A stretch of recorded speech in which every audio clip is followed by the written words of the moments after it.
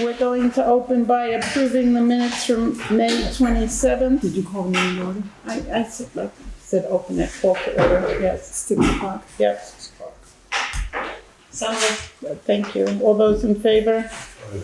Aye. Aye. Okay, did you say, And I didn't hear who seconded. Katie seconded it? Oh, Katie I moved. Oh, you moved, you seconded, So, okay. and everybody voted but Steve? Simpson. Okay. Okay, so let's quickly read over the minutes and see what we think. Oh, I thought It's it was already moving voted. approval of the minutes. It's already been voted. Yeah, Approved. that's what I was moving, sorry. Okay, I understand.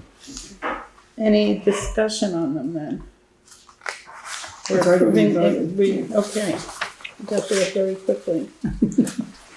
Okay, then, next one is new business. Down below we'll be discussing the gravel. And a deleted item. And a deleted item of the emergency management Sherwood will be met to us next meeting. Okay, then members of the public, we have Tim Jones, we have Charlie Marchant, we have Cory. And he's listed under correspondence. We have table packets of Cory's correspondence for anybody that wants to look at them. So, shall we start here? Mm-hmm. Tim Jones from Green Mountain Power.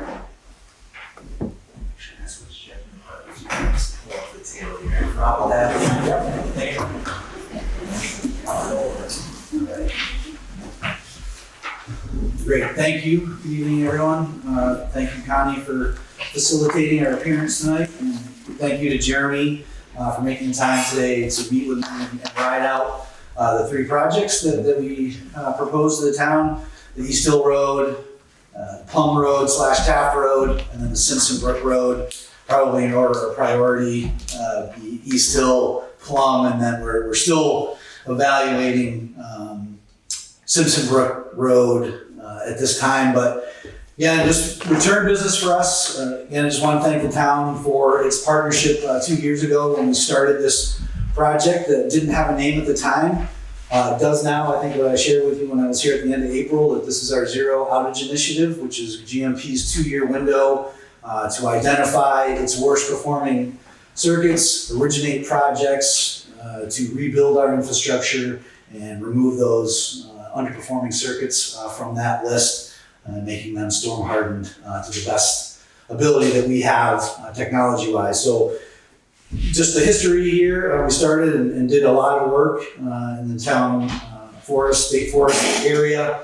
A couple of years ago, we finished up some of that work last year. We're working with Jeremy right now on a punch list for any outstanding items that we have. I know we have a couple of road issues to dress up, so we're working with him on that, and we commit to making the town whole in that respect. I don't think there were any major issues, but certainly as we come to you tonight, promising, continuous process improvement since we started this, and I think tactically we've are much improved, and hopefully that sort of bears out in the agreement that we offered the town, which again the town has helped us craft the original agreement, which was a little convoluted in terms of who was responsible for the roads and the culverts and the various things. And I think we're coming back to you with sort of more buttoned up approach this year that, now we own all the materials and the means and the methods to do these projects, absent the town's support other than your partnership to allow us to do them and whatever other sort of, town highway or road superintendent influence you'd like to see when we're out there operating. But I think it was sort of a shared project the last time. This time, again, we own all the materials, the culverts, the headers. Obviously, we've sort of specified some materials in here, which I understand from Jeremy we might need to tweak in terms of what the town's preference might be for gravel composition. But I think, again, the 18 and the 24-inch culverts is what we're going to be probably encountering on many of these projects we're holding all those materials as well to bring to the job. So these jobs all represent what I talked about back in April, is to primarily underground our existing overhead lines on East Hill Road in the paved section. Certainly where it leaves Townsend Road on the paved section, we will stay overhead, but as we get into the dirt, it will be underground the entirety of the road and then back down to Route 30 here. It'll be the same Plum Road to Taft, out the other side to Brookline. We're actually meeting with Brookline next Wednesday for that small portion that's going to be in the road there. But those are the two projects. Like I said, the Simpson Brook project, probably not something that we're going to act on right now, just based on the criteria, the number of customers, the length of the mile. So basically just sort of the bang for the buck that we get for East Hill and Plum Hill, much greater benefit. Simpson Brook is I'm sorry, Simpson. in sections are only 14 foot wide. Correct, and it looks like some shallow cover in there as well. So there is another aspect of the program, I think I may have mentioned it when I was here the last time, that we're working on, which is the storage part of the program, or what we call Zone 4, is really kind of getting that last mile. Our focus really in this 2 years is to rebuild the main lines, get the most customers, benefiting, and then look to that last mile and either storage or some other tactic that we might. So your district, as far as Simpson Brook Road goes, only goes as far as where the power ends. Correct. And then Westminster or Springfield handles the other side, my side. So this is out of our, Townsend's out of our Brattleboro district, and then the other side is Springfield. So I shared the maps. What you will see depicted on here, dotted dash line up the road depicts our underground. And you'll see in various locations, the solid line depicts overhead. So either we're building overhead in place, but there are some locations along both roads where you might get a 4-foot culvert or something else that we need to span. So there'll be a smattering of overhead spans in there as well, but predominantly I would say 95% of these projects are intended to be underground. We have some other tactics that we're trying to employ as well in terms of ground penetrating radar, and again, giving ourselves as much advance notice of what's underground as possible. If the town approves, we'll go ahead and have our subcontractors go out and restation everything, and then take another tour out with Jeremy just to make sure that everyone's on board with the placement of cabinets. We talked about having taller markers in the future on both sides. So just some things that Jeremy and I discussed today, just again, indicators of where things are, but certainly giving him another opportunity to say, oh gosh, that's a little close, or something to that effect. But again, as the designs stand today, it's our best effort to put something forth to the town that we believe is a feasible and constructible project. Is it delivered contractor? It will be done by a contractor. So we have a third-party construction manager, so we'll have a presence on site at all times, third party, and we're also going to be staffing it with at least one GMP line worker from the district where we're working, and then of course there'll be me as a universal contact, but it will be outsourced for construction. Connie? I have a few questions. Sure. Let me just get my notes, what we have here. So communication. And again, I raised this stuff, I'm not raising it as criticisms, even though we had some back and forth the last time, I'm just raising it as how we can do better this time. Yes. So communication with the town, meaning town hall, so that we can disperse information, the volunteer fire department, rescue, and then if there's a method of communicating with residents. I think we felt a little short on that last time, and like to know if there's a plan to improve that.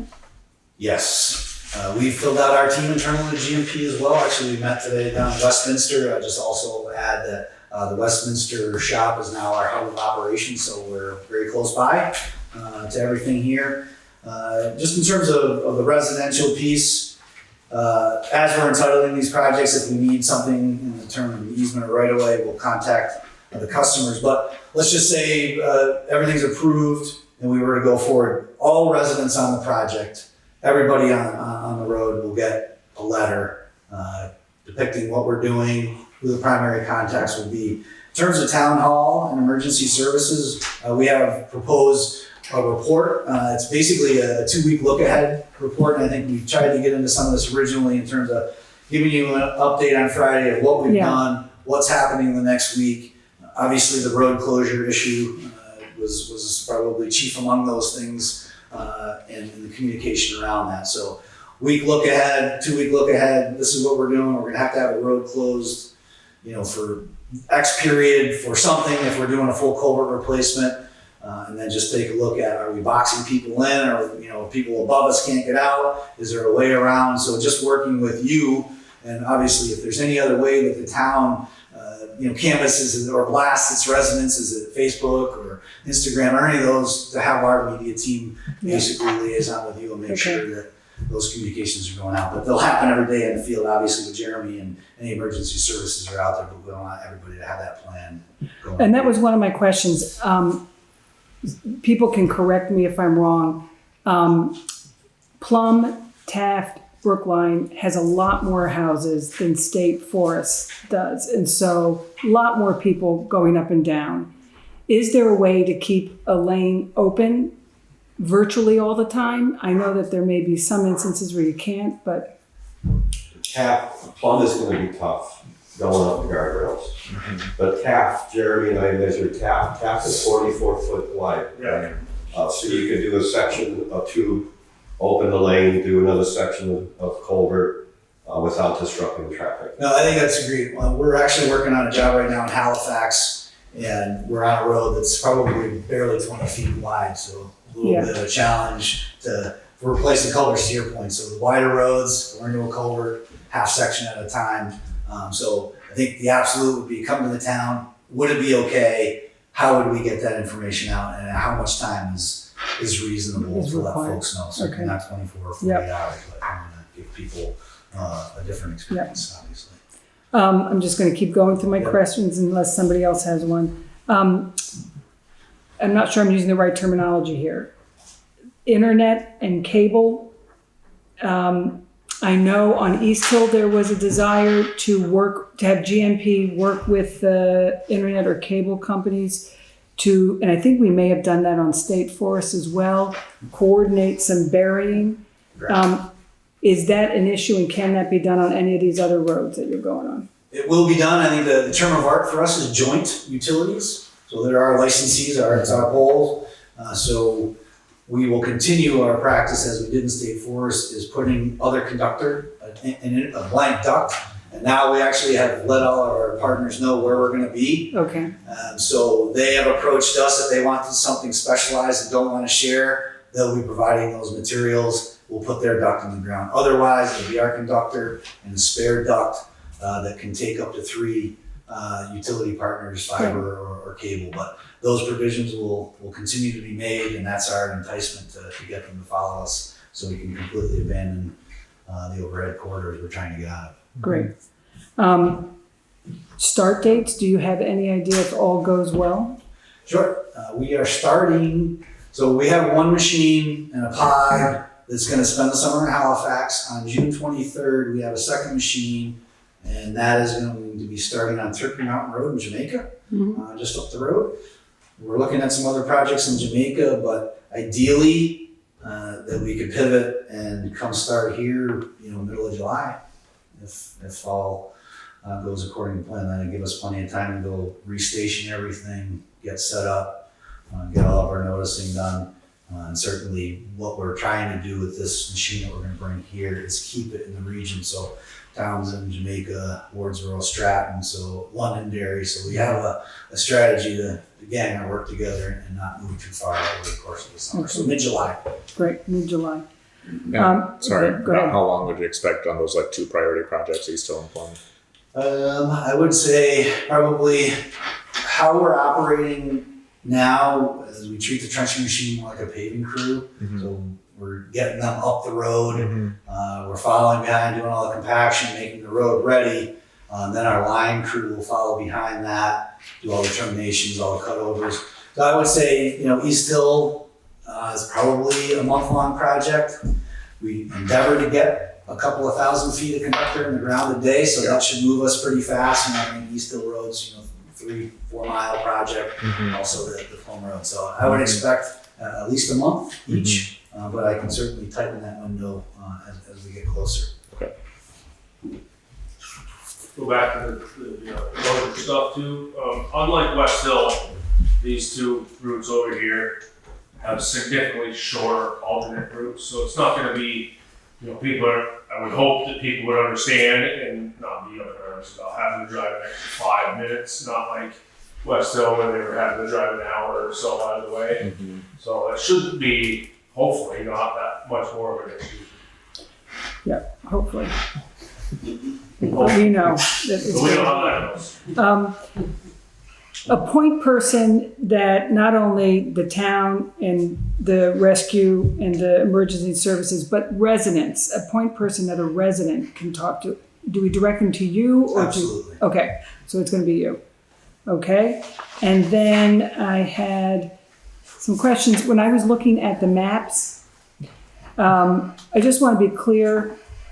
You talk about 3 projects, but the Plum, the Taft, and the Brookline don't have a project number in the document, so are they all considered one project? No, they're all discretely different projects. Apologies for that. I can send you the follow-up email with the individual GMP project. Yep, when, just so you know, the way that I was trying to match up your contract with the maps, Gotcha. the closest thing I could find was the billing code that matched your contract, and I found the billing code for East Hill and for Simpson Brook, but I did not see this billing code for the 197500 for Plum, Taft, and Brookline. So it just would be nice. Okay, so if you look It's on in the the project legend, number there. It is the project number? It's project number there, it's billing code in the other ones. Oh, okay, gotcha. That's why I was. oh, I see. Yeah. Okay, yep, I see. But if you look at project on the left-hand side, sorry for that. So it does match up the document? Yeah. Okay. Correct. Yeah, Great. but yeah. And then I just wanted to ask, is there a difference in the 2 contracts that you sent? It appeared you had sent a revised one, and I just would like to know what the difference is. The new one I sent you has our new letterhead. Well, I did see that. And one of our communications team just dressed up a little bit of the language in the preamble today, and I think, so that's really it from what I had sent you. I think It's nothing substantive? It's editorial, nothing substantive to the bullet points, only in the opening paragraph and the letterhead. Okay. So we just offered this if there's anything else to be detailed or changed or a spec that needs to be altered. Figure we can just kind of take that here and I can send you a revised version of that. I think that's my questions. So, are there going to be any kind of fees or new things that are showing up on bills for customers as a result of these projects? I'm assuming there'll probably be some cost savings down the line, but what can customers expect in the near? Sure, I think that's a great point to start with the cost savings and what the cost avoidance is of this whole project. Is putting these lines underground is saving us from picking them back up again when they get torn down, but it also eliminates all of the pre-construction and trimming and the forever maintenance cycle of trimming trees. But as these projects are done and closed and made used and useful to the books of GMP, the costs are then recovered in rates. So incrementally, I can't really tell you what that calculus is right now, but as we finish projects, every year there's a rate filing where the state will obviously deliberate and say, okay, yes, you can recover these in rates, and that's where you'll start to see that incremental rate increase. I could send back to the board some sort of script from our leadership team in terms of how long, when that would show up and how long it would take to really pay these down and what a typical rate impact would be. I guess I could probably give you something. Yeah, that would be helpful. Okay, sure. Thank you. Yeah.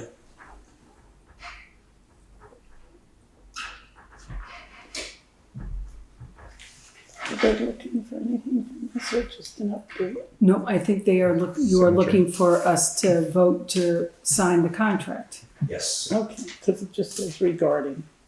So. Yeah. Okay. You all have a copy of the revised contract.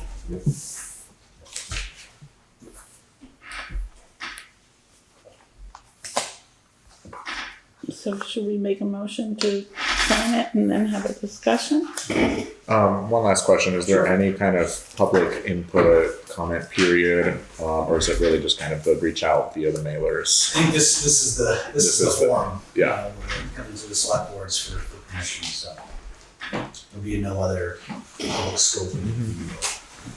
But, you know, what we also work with Connie, if there's anything that we can place in town hall, we're gonna talk about having some signage at the beginning and the ends of projects. So let's just say somebody's sitting in traffic control or whatever, and there's some sort of board there, but lay down yard. So we're trying to get more education out for sure. You can give us information for the website, our town website. We also have a Facebook page. Yeah, Unofficial website. well, it's progressing.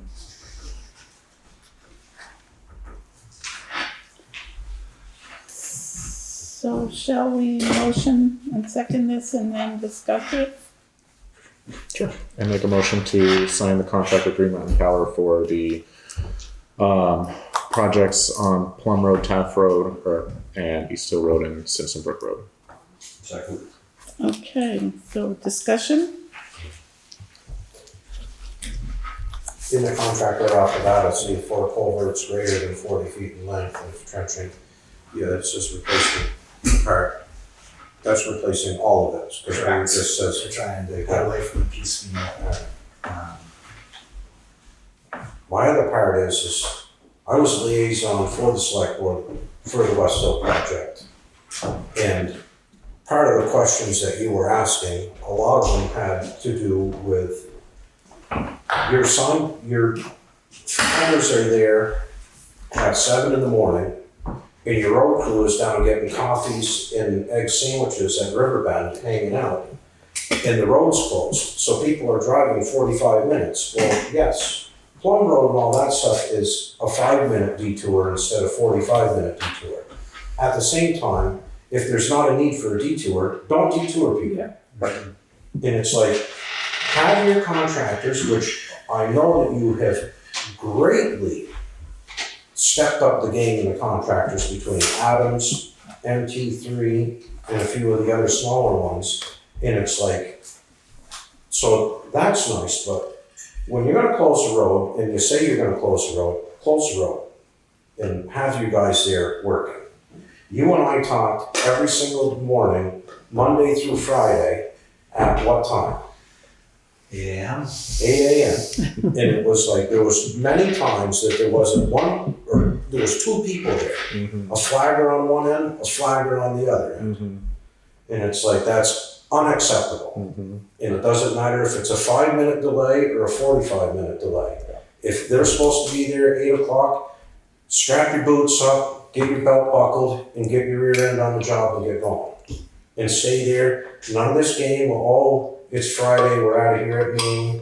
It's like 5 days a week, start to finish. And that'll make the job go way faster than West Hill did. And I know you guys have like stepped the game up way better. So I mean, I'm not saying it like, it's still a lagging problem, but don't let it become a reoccurring problem, please. Mm-hmm. Understood. Thank you. You're welcome. Thank you. I appreciate the feedback, it's the only way, we have plenty of feedback. Yes, we did. And I'd gladly be the liaison. So, any further discussion, folks? So, all those in favor of signing? Aye. Aye. Opposed? Okay, the ayes And have it's it. that, okay. So it's- Can I sign a copy for you, Connie, and then you can send me the Yeah. signed version? Do you have, I have. Actually, you know what? I did not bring a fresh copy. I think Just drew all the idea. lines, right?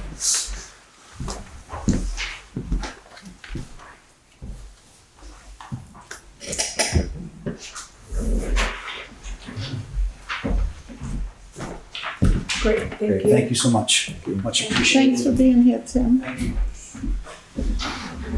Sun's Okay, coming out tomorrow. is that a promise? So they want to see it. Okay, next on the hit parade is Charlie with the Cemetery Commission. Over here. No, you can sit where you are, or you can do whatever you want, Charles. I need some exercise. Actually, got three things. Oh, my. Cemetery is just one, but since I'm taking advantage of the situation. Cemetery. Thank you. Bye. We received a letter from one of the 5 board members, resignation, Carly Sanderson, so I'll pass that. And that's the original copy. I made a photocopy for the Cemetery Commission. Thank you. We had our meeting last night. We talked about this, and I did speak with Jay Warren of West Townsend, and he's been working with us on our green burial proposal, and he would be interested in filling the position till town meeting, which, as I understand it, that's where it goes to, and then you have to have an election to fill the unexpired term. And you said Warren, W-A? Yep. Jay Warren. Okay. I talked to him on the phone, and he said he would accept the position, but it's up to the board to do the correct thing there. It's not a cemetery commission responsibility To a point. to do anything. And is that your wishes, though? The board voted to To accept that. accept his Interest? interest if the select board so agreed, but Okay. I don't know if you have to make it public or not. That's something you guys decide. I can make a motion. Okay. I'd like to make a motion to appoint Jay Warren to the remainder of the Cemetery Commission position. Second. Okay, further discussion, folks? Okay, we'll vote on it. All those in favor? Aye. Opposed? The ayes have it. Okay, and your other 2 points, All Charlie? right. I don't know if, I didn't talk with Katie about this, but this is from the Historical Society. The Historical Society received a state award of excellence for the Stone Arch Bridge project. I've been away a week or so ago for 10 days, so I didn't have opportunity to come to an earlier board meeting, but I just wanted the board to know that we, Katie went, Connie, Helen, me, Eileen, is that it? Lee, did you And say? Lee Petty. And Brian Post. And who? Brian Post was Oh, there. and Brian, the contractor. We went up and, I thought I was gonna have to make a speech, but they didn't want anybody to make speeches.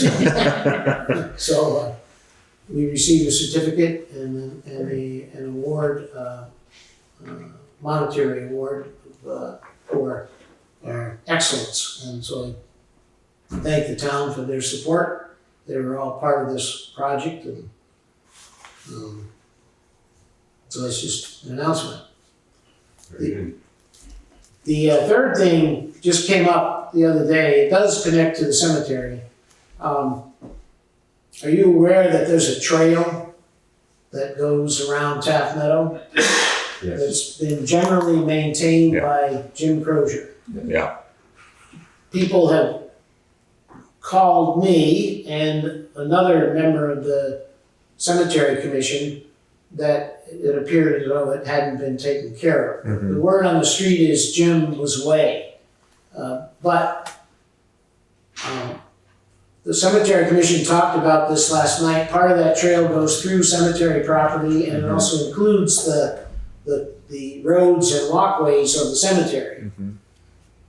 If you don't know it, this trail is used a lot, every day, especially at noontime. People walking there, Grace Cottage employees. Mhm. Grace Cottage, school people, school kids, cross-country skiers in the winter. Mhm. And they're able to go down to Camporama, and I've been told that not during camping season, but during non-camping season, the Youngs don't have a problem with that. There's a trail in the far end of the cemetery. From the cemetery standpoint, there's been no issues with people. Every once in a while, there'll be somebody with a dirt bike that, you know, gets a little exuberant, but generally we know who to call and take care of that. So I think it's a real asset to the town. And Jim was maintaining it almost like a golf course, picking up all the brush. People could push baby carriages, bicycles without being interfered with overhanging branches. So I don't know what, I just want to show the cemetery has support for this continued use. Our view is when there are people using the cemetery for that purpose, if they see something that's out of line, I get a phone call, or Scott gets a phone call pretty quickly that there's a problem. Whether it be a tree branch down, or a stone tipped over, or somebody misbehaving. It's very rarely that it's somebody misbehaving. It's usually a tree branch that's come down.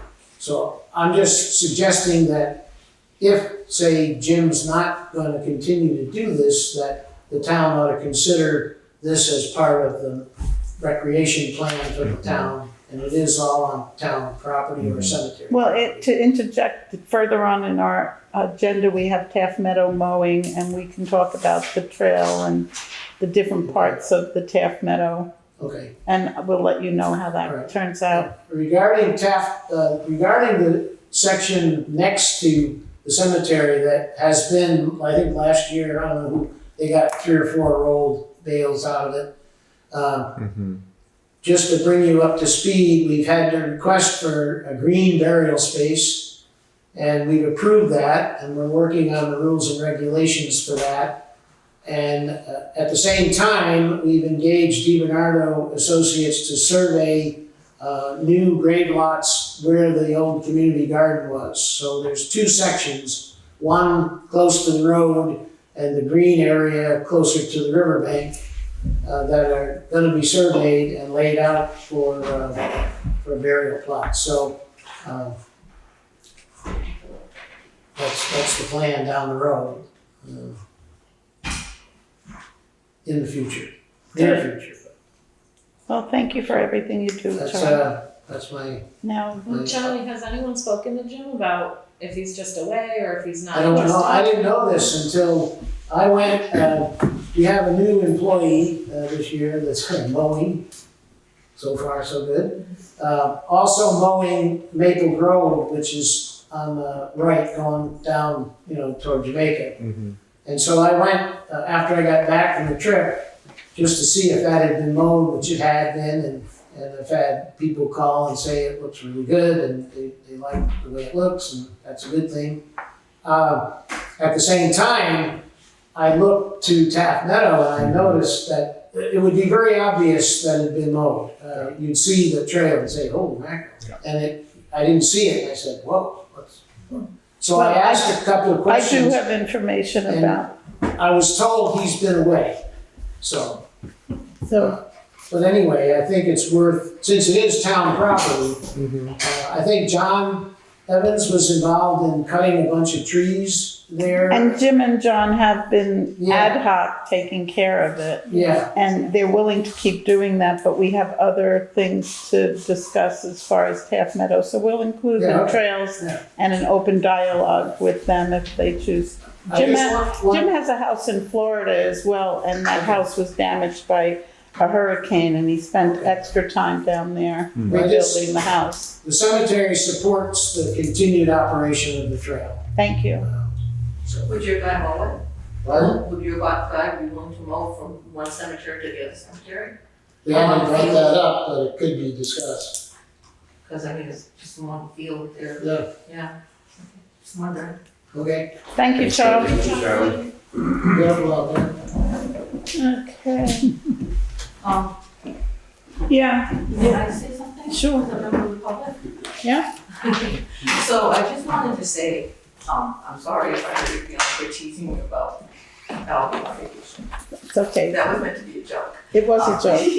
Okay, and I just want to tell you that, I appreciate all the time and effort that you put into being here. I know that you come to the town, you come here every day and volunteer a great deal of time. they help make the select board work well, and that along with working at the school and being totally exhausted from all the kids.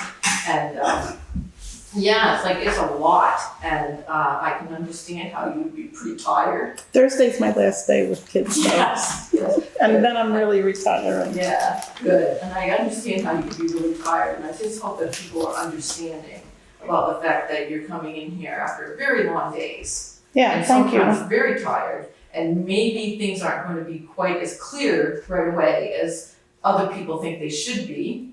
But I just want you to know that I, for one, see what you're doing and very much appreciate it. Thank you, Laura. So now we'll go on to Cory. All right, I'll just move my recording desk.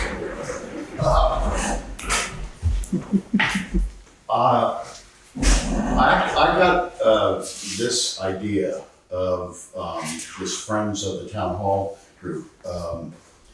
Actually, who made me really start looking into it.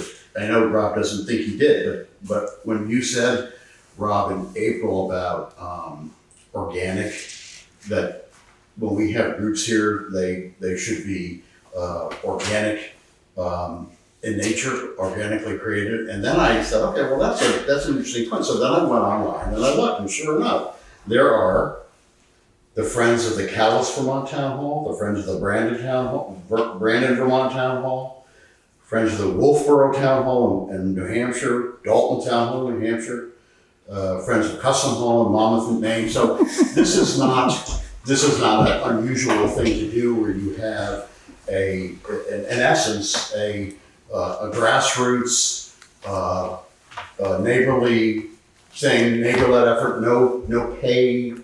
Everything's volunteer, everything is contributed. So the idea here is to create the Friends of the Townshend Town Hall and Opera House.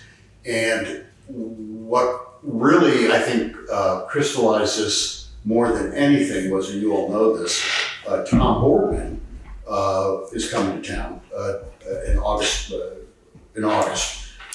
end of July, most of August. And Tom Boardman's great-grandmother was Kate Dutton, who donated this building at a cost back in 1919 of $750,000 in today's numbers. Actually, Mrs. Dutton, it's really very interesting, and I didn't focus in on this until yesterday. She had a hand in not only this building, built this building, but even before this building, there was the 1910 courthouse. Then she added on a clock in memory of her parents, the Cattons, who owned Harmonyville, and her sister. Then when Colonel Dutton died, the Civil War hero whose money built this place, she then put on the cupola, the tower. And wouldn't you know it, that's when a year later, in 1918, is when it burned down. Not this building, but it burned down. Its predecessor. It just went ignited, and that was the end of it. So she said, tell you what, I'll build you a new town hall, and so this is where we are. So I went over and I spoke to Mr. Boardman. He, incidentally, as you all know, Rob was on the select board that did this. I don't know, I think Katie was too, when they basically signed over any reversionary interest in the commons of the town. So basically the way it was worded was, the common shall be enjoyed by the people of town so long as the congregational church is operating as a church.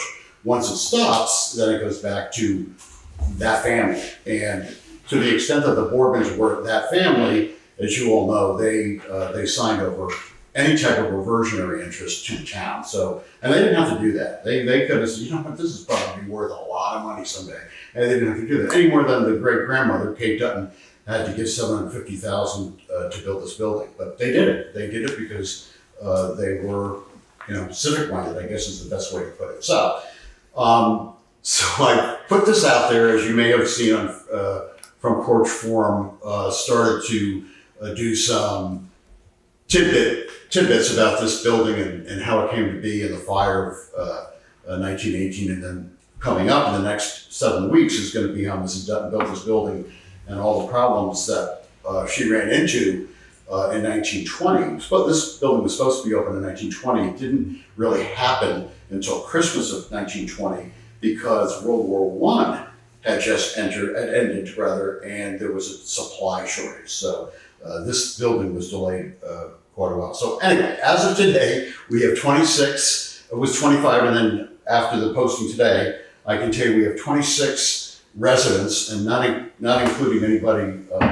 on the select board who I assume is going to help, would want to help. 26 residents have joined as volunteer members of this group. It's not affiliated with anybody. It's not part of the select board, not part of the planning commission, it's not part of the historical society. It's a strictly an outside organization formed in the spirit of civic pride to make this building on the outside look good. And that's it. That's the mission, is to honor, maintain, and reanimate the dignity of the building that really I've discovered after looking into this. What's happened with this building is nobody has ever really assumed responsibility for the look of it. Certainly the insides, the core, you all have been on top of that, and it's not been easy to find money, I know, but everything from the furnace to the slate roof, that has, for the most part, been addressed, but not the look. Not the look of the building, the front of the building, seasonally decorating it for fall, for a patriotic theme for 4th of July, and then for Christmas. And that's only because I think everybody, well, that's the planning commission's going to do that.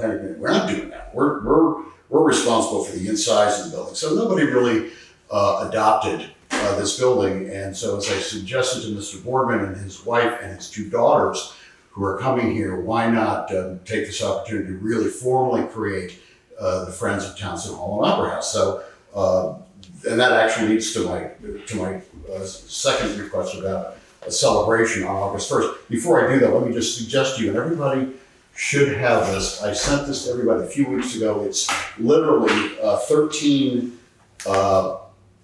visual. There's nothing invasive, nothing construction, all a beautification of the front of the building.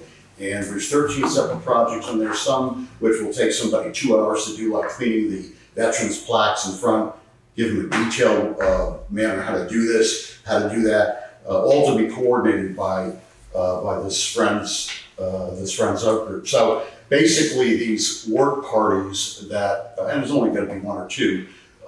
Other times it'll be just 2 or 3 people that have a special, for instance, a special gift with painting, or a special gift with the lantern, the light outside to brass it out, make it look nice. So that all has to be coordinated. So this is all about light cleaning of the front of the building, restoration of the porch, the stairs, cleaning and polishing the plaques, the vintage fire alarm that's out that, and the bulletin board.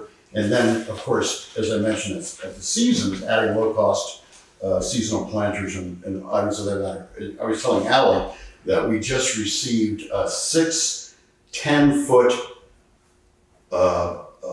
red, white, and blue buntings to put in 6 different locations, 3 up, 3 down, for this building for the 4th of July. And hopefully, then that's the decor we will have, plus a new spiffed up looking building with these volunteers between now and August 1st, when the Boardmans will be here. So that leads to my request is to, and Allie may have mentioned this before, August 1st, 2025 at 6 p.m. is when our suggestion is that we have an event that welcomes the Boardman family, that celebrates, in this June, 2 weeks will be the 104th unveiling of this building. So then we'll be leading up to the 105th anniversary of this Mrs. Dutton's gift to the people of Townshend. And then this event will include patriotic music. We're going to see if we can get, just like occurred here in June of 1921, and that would be the Brattleboro military band. So we'll see if we can do it. Anyway, that's it. And really, really in keeping with Rob, what he suggested is this is just a gift from this group to the town. And I'll answer any questions if you know. I have a question about the event. I know it's further down on the agenda, but since he's before us, is it?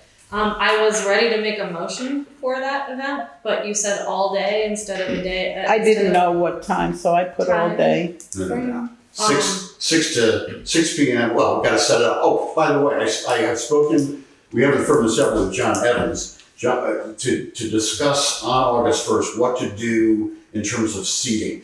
I would not expect the 2,000 people that showed up when this building was dedicated in June 21, but I would think that we're probably going to have 30, 40, 50 people, I'm guessing. And so in coordination with John Evans, the question is, again, all donated, no expense to the town here. What's best, John? What do you think? Tent, outside, chairs, use the chairs that Mrs. Dutton gave us as part of the original building, those mahogany chairs, oak chairs that are still upstairs. Or, John, do you want to bring in chairs? A floor of some type. And he told me the other day that tends to be happening now at more events so people don't fall on the grass is a platform on the grass. But that's the idea. So, and it's only 2 hours. I could never do an all day thing. That would never work. So and a cake afterwards. After the celebration. if we change this from 4 to 8, Cake. Yes, now we're talking a cake. No, it's a cake. Okay, sorry, I was gonna say, we'll have 150 Say 4 to 8. Lori, it's my day. Corey, I think we'll change this from 4 p.m. to 8 p.m. to give you cleanup time. Yes, 4 to 8 is good, because that way we'll set up, clean up, and be done. All right, and the other question I have is insurance, because we usually require an insurance certificate. Well, I was going to ask about insurance for the voluntary piece of it that's not under the selectmen. What if one of your volunteers is on a ladder and falls? Do you have insurance or? Before anybody can work on any of these projects, they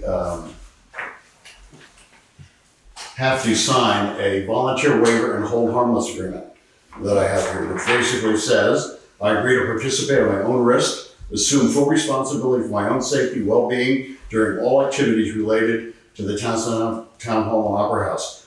I am voluntarily participating in a community beautification project at Town Hall. I understand that this work may involve physical activity, the use of tools and paint brushes, which may carry risk. I voluntarily release and hold harmless the town of Townsend, Vermont, the town select board, officers and employees, the friends of the Townsend Town Hall and Opera House, and any other members or volunteers. I understand that I am not covered by insurance of the town or the Friends group, and I will not seek compensation from either in the event of injury or loss. So this then there's nothing more you can do than that, than have somebody sign a waiver and full harmless agreement. And that's what we would do to answer that question. Okay. So But for the event though, it's an event. No, I'm talking, somebody asked about the individual work. For the work days. The work days. I was talking about the work days. In terms of the event, you all tell me what to do. If you want a payment, if you want us to pay you, we'll do it. You have to provide a certificate of insurance. You can call your homeowner's insurance also and see if they have a rider for you. It's in the town hall use policy. It's kind of spelled out what needs to be in there, what are like the minimums, and having the town of Townsend as a covered entity. I mean, the only thing I would say, and you all can talk about this,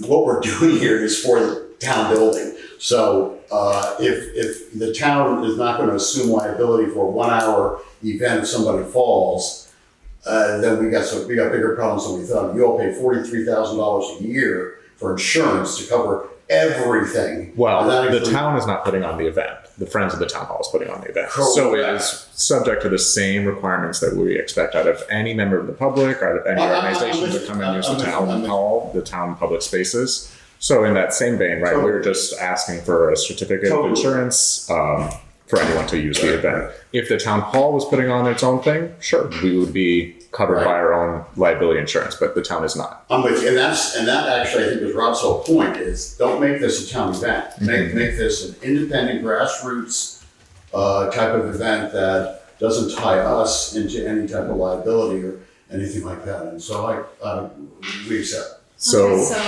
So we Sorry. can hold this for the next meeting One more question. and get an insurance certificate Yeah. to put with it. Yeah. So I think that I was gonna say that we've done it in the past that when there was an insurance certificate in front of us to hold the date, we have passed the, motioned and passed the request saying that Contingent on having. contingent on having, you provide that piece of insurance, that insurance certificate for us. So that's the direction I was gonna go in with. So make a motion. I just have one more quick question, just back to Allie's question around the work on the town hall. So I know you presented the hold harmless, but what if someone messes something up, paints over something, makes, some alteration, breaks a window, right? And just throwing things out there. What is kind of the recourse there? I guess we fix it. Okay. This is a no cost to the town event. The whole program is no cost. Anything that's broken, anything that is painted over inadvertently gets fixed by the group of Friends of Townshend Town Hall and Opera House. So this is no liability for the town. And these groups from around this northeast, they do that too. This is not a surprise. They do the hold harmless agreements. They have that whether it be in Vermont, New Hampshire, Maine, or Connecticut, they have people sign that. So, and I'm glad you brought that up, Nick, because one of the things I've talked to some of you about was in terms of these plans. This is it. We will not do anything more than this. But having said that, I'm sure you don't want to see me every other Tuesday say, okay, we're now going to clean the fire alarm out there. We're now going to clean the threshold to Alenka's office. That's all in here. And so you will not be surprised to see anything because if it ain't in here, it's not going to happen. Somebody did suggest over the last couple of days when they saw this, somebody said, hey man, why aren't we doing like some beautiful daylilies in front of the, like Newfane has all that. And I said, that may happen, but that's not part of this. That's something that we would come specifically to you all about because it's not in here. And we'd say, okay, somebody wants to donate 4 dozen daylilies out in front. Something like that. So, but again, I'm just picking daylilies. So Cory, not to cut you off or interrupt you, but one thing that I think would help things be transparent is say, give us 2 week notice. So at one select board meeting, you say, hey, sometime in the next 2 weeks, we're gonna be cleaning this and we're gonna be doing this, whatever it is. We can sit here, we can, yep, fine, boom. And then you tackle whatever projects that you're deeming, first on the list or whoever you have volunteers to do them. That's fair. And do that set of projects, and then when you're ready to regroup the next couple of weeks. That's fair. Again, and it doesn't have to be, you don't have to show up personally.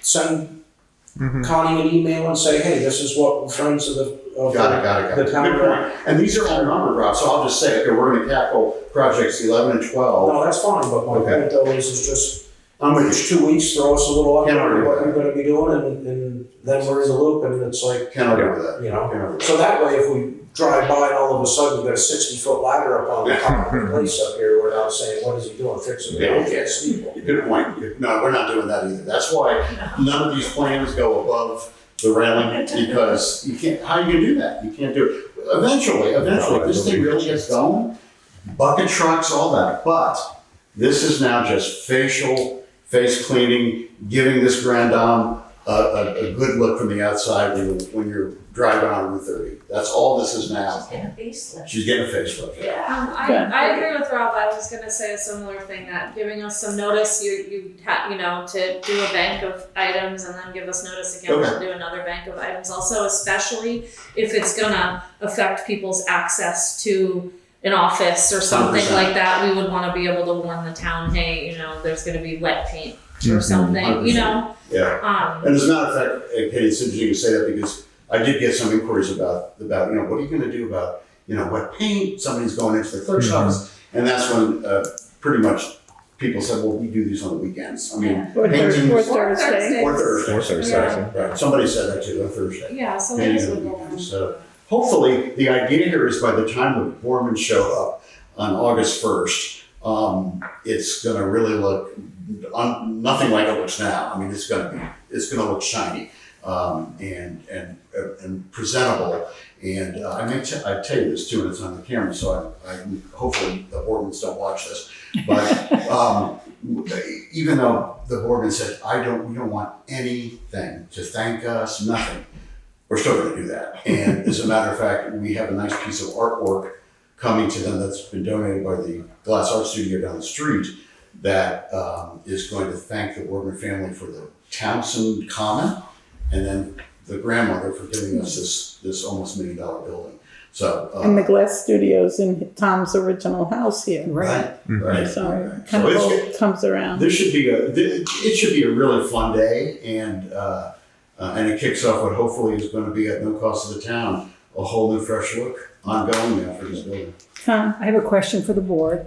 So Cory submitted a very extensive, I would call it a proposal for what the work that the Friends want to do. As the keepers of this building, I'm wondering if the select board wants to officially approve it so that we're all on the same page. Be careful about okay. approving, because it's kind of like Rob said, and I looked this up. If you approve this, it could trigger your insurance that you pay to the Vermont League of Cities. Is that where you pay it? Yeah. Yeah. You don't want to do that, but what you can do is we accept this gift and just make sure that Cory, when you're providing it, that you get everybody to sign that release.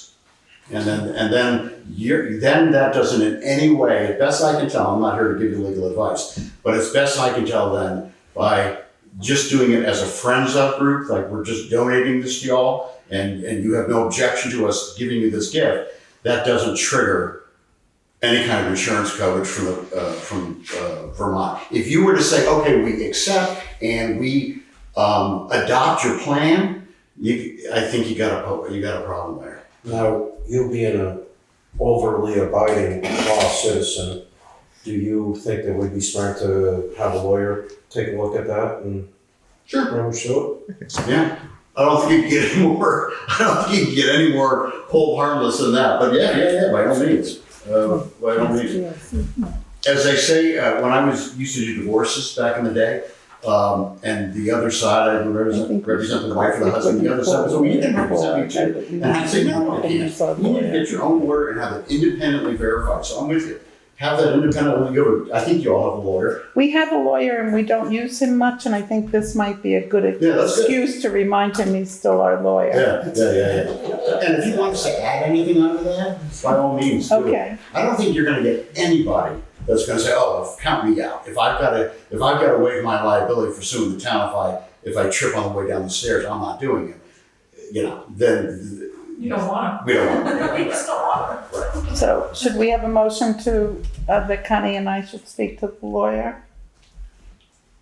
And I make a motion to direct Connie to send the Friends of Townsend and Opera House the proposed release and have them take a look at it and vet it and get back to us. Second. And hopefully by the next meeting. okay. So you're talking about just the volunteer release or the whole And the proposal? The whole proposal and then the volunteer release as a package. Yeah, I'm just going to say, I don't know why you would want to give your lawyer $500 to look at this. I don't know. There's nothing legal about this. This is just, okay, you're going to take number 4 sandpaper and sand the threshold in front of a Lanca's door. This guy's, if you ask I the don't lawyer, particularly want him to, Well, if you to ask pay the him lawyer to to look read at that. he's going to say, oh, of course I'll look at that for you. Really, we don't need to look at that. But the release, absolutely. That's legal. This is not going to bring you liability, but somebody getting hurt. Right. Well, but that was my question, which is this proposal lays out a lot of different projects and work areas.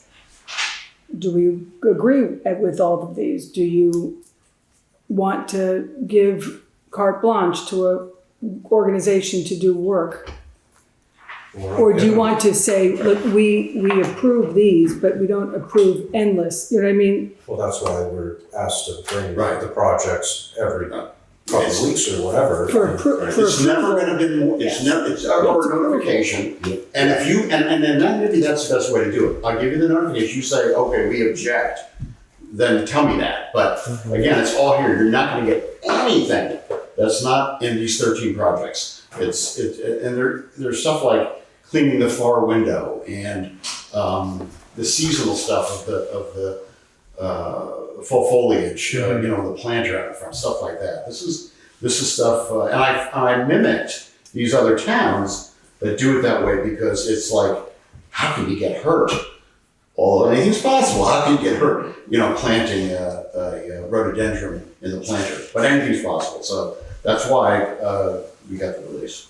Did you call any other towns and ask them like how it had started for them? No. I looked online and saw testimonials from different places on how they've done their own, and it basically is like this, where no cost to the town, people get released, the select board knows ahead what's going to happen, all facial, superficial improvements, nothing dealing at all with building or anything with nails. You're not going to see that from us. This is all non-invasive, just to make the place look good. Okay, Dale? I was just gonna reiterate that, I support it, it's a great idea. Just be cautious to not make changes of appearance and the point of red versus blue and things like that, where there could be some controversy brewed up and brought negative to the project. 100%. That's why I did. It'd be nice to maybe present that out, put that out to people. Yeah. So people see that you're just cleaning, you're just doing this. And what I'll do, Dale, that's a good point. That's why I wrote public hard copy. So I will leave this with a link up. And anybody that wants to see what's on here, and you'll see there's nothing but it's just freshening up. Right. What's already I'm not trying that. I'm just saying, I just know this town enough to say there's. So do I. There's a few little. That's all we need to do is change the look of something. No. This is all just freshening up what's been here for 104 years. You know, one more thing that's important. When they come onto the property, they pick up a paintbrush or pick up anything. We want a copy in the office of anybody who's on here. So that's what we do. So have to have a copy on file in this office. That's how it works. Yeah. That's how it works. Okay, so Can you send me the? we don't even need waiver? to approve anything, do we? May I say something? Yeah. Thank you, Cory. Those are all your artworks, what was So I'd like to- brilliant. I'd like to make a motion to approve the town hall request for the Boardman event on August 1st from 4 to 8 p.m. Pending an insurance document, and I'd like to authorize Ally Evans to sign on behalf of the board. Okay, any further discussion? All those in favor? Aye. Opposed? For Rob's I said friend. aye. I know, I'm saying we'll call it Rob's Friends There of you Town go. Hall, Call it what you like. so, Organic, as organic as you can get. yeah, okay. And make it up. Cory, stay or go, it's your choice. Thank you. Okay, now we're gonna go on to the warrants. I wanted to mention that the planning commission money is there again, and there's been a communication from Andy in regard to us not including it. Do you wanna speak to that, Nick? You want to make a motion first and then Oh, discuss? okay, Yeah. so we'll make a motion to pay the warrants, and we need a second. Who's making the I'm motion? doing that. Ally. All right. Second. As the clerk. Starting with number Oh. one, payroll, the amount of $14,054.91. Number two, payroll tax, amount of $6,042.04. Number three, general fund, the amount of $22,718.32. Number four, highway fund, the amount of $7,817.12. Number 6, gazebo in the amount of $10.47. Number 7, library in the amount of $34.37, for a total of $50,677.23. Okay. Second. So, All right. So discussion we had it. So Andy sent us an email because we were unsure about the Wyndham Regional Commission warrant that came in last time, since that was bringing us pretty close to the amount that was allocated for this fiscal year. And he essentially said that this is all in line with the overall contract scope of 15,030, I believe. This is not the right email. And that the first warrant that came for it, around 3,000, that was a couple months back, essentially was expected to be in the prior fiscal year, but since this work on the town plan spans a couple of fiscal years, it's hard to estimate when exactly it would get billed. And so that's why it kind of seems like we're butting up close to the budgeted amount for this year. So this total will bring us up to around 12,600. They're still expecting another invoice, as we were saying, might be coming in this quarter. Again, Andy doesn't know if it's going to get billed right now before the end of the fiscal year, if it'll get billed into the next fiscal year. But he did mention that the Planning Commission has money in their reserve account for the town plan. And so if we are going over budget in this fiscal year, we can offset that with the money that they have in the Planning Commission's reserve. So discussion?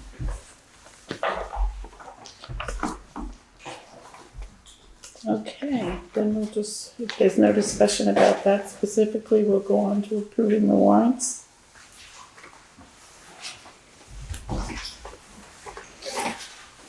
All those in favor? Aye. Opposed?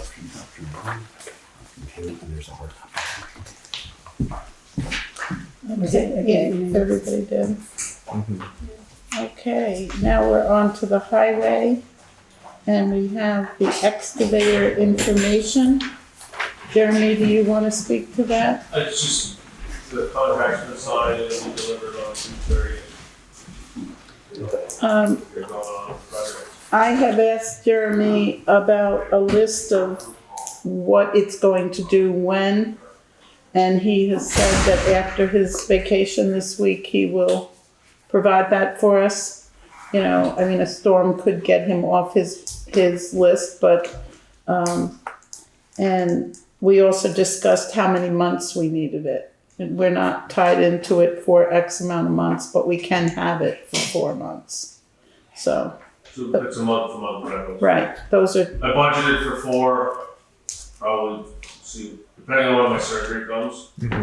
I'll keep it as long as that and then send it back. okay, so, Other than that, we had a little bit of damage from the storm over the weekend, very minimal, just nothing major, no road closures or anything like that, just some sun, along the side of the road, some washed outs and stuff like that. So guys are working on this week.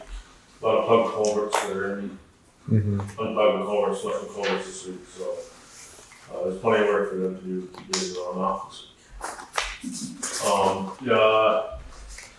I know some people had concerns about our MRGP stuff. I had a meeting today with the foreman and the state MRGP guy.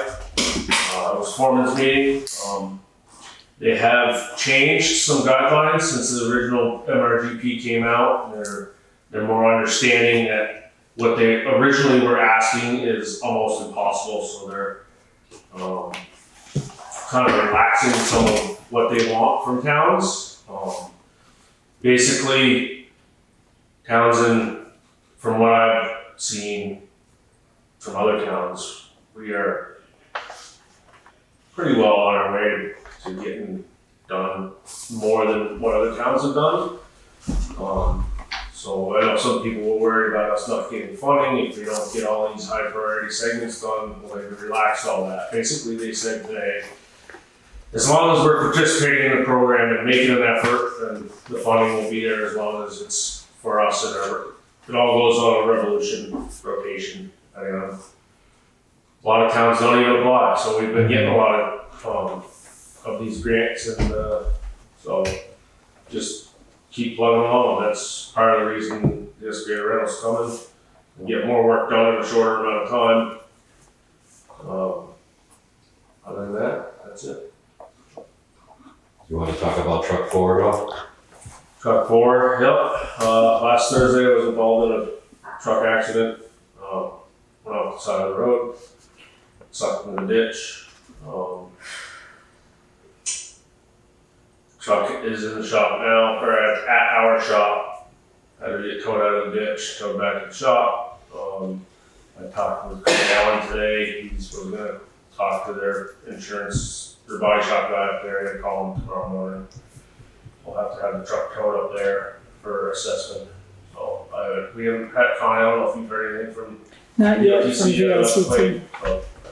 I just wonder why we can't get somebody to come here, because if we tow a truck up there and we don't like what they tell us, it's already there and we've already expensed that. So is there an insurance adjuster that can come here? And then we decide where and. What, I don't know, what did you do last with truck 5? They were the only shop around? Is that why they went to ATG? It went to ATG. I forget his name. He handles everything. Right. The check goes right to them, Yeah. doesn't come to the town, and he handles everything from start to finish. Yeah. That's what Craig told me today. That he used to, the guy they have their insurance adjuster used to work for VLTC, so he knows all the ins and outs. That's what it was, exactly. And it is one of the only body shops around, right? Yes. So we're kind of limited on that. So and it's where we bought the truck. Does truck 5 have the airline hookups for the trailer? Yeah. Like truck 5 does. It's not. They're not completely hooked up. I have to do a little bit to get it working. So It's been a few days. You still feeling all right? I take vacation. May I ask Good a time for it. question? Sure. I've heard that there's been quite a few accidents pertaining to the highway department over the last couple of years.